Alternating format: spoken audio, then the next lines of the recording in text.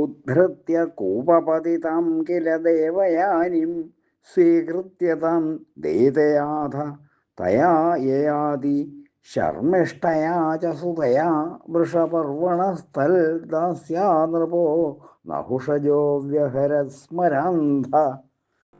നഹുഷപുത്രനായ യയാതി രാജാവ് കിണറ്റിൽ വീണ ദേവയാനിയെ പിടിച്ചു കയറ്റിയിട്ട് അവളെ സ്വീകരിച്ച് പത്നിയായ അവളോടും വൃഷപർവാവിൻ്റെ പുത്രിയും അവളുടെ ദാസിയുമായ ശർമ്മിഷ്ഠയോടും കൂടി കാംപീഡ കൊണ്ട് അന്ധനായി വിഹരിച്ചു.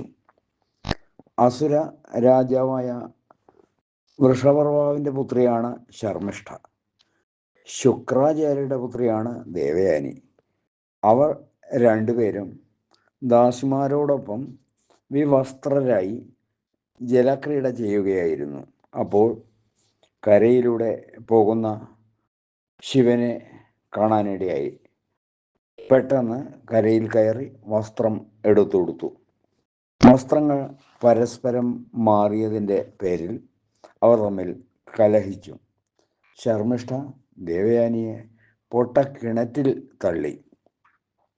നായാട്ടിന് കാട്ടിലെത്തിയ യയാതി രാജാവാണ് അവളെ വസ്ത്രം നൽകി കിണറ്റിൽ നിന്ന് കയറ്റിയത്. തിരിച്ചെത്തിയ ദേവയാനിയുടെ കൽപ്പന അനുസരിച്ച് ശർമ്മിഷ്ഠ അവളുടെ ദാസിയായി. യയാതി ദേവയാനിയെ വിവാഹം കഴിച്ച് കൂട്ടിക്കൊണ്ടുപോയപ്പോൾ ദാസിയായി ശർമ്മിഷ്ഠയും കൂടെ ചെന്നു. ക്രമേണ രാജാവിന് ശർമ്മിഷ്ഠയിലും പുത്രന്മാരുണ്ടായി. രണ്ടുപേരോടുമൊപ്പം അദ്ദേഹം കാമാതുരനായി വിഹരിച്ചു. സർവത്ര ഗോവിന്ദ നാമസങ്കീർത്തനം. ഗോവിന്ദ ഗോവിന്ദ.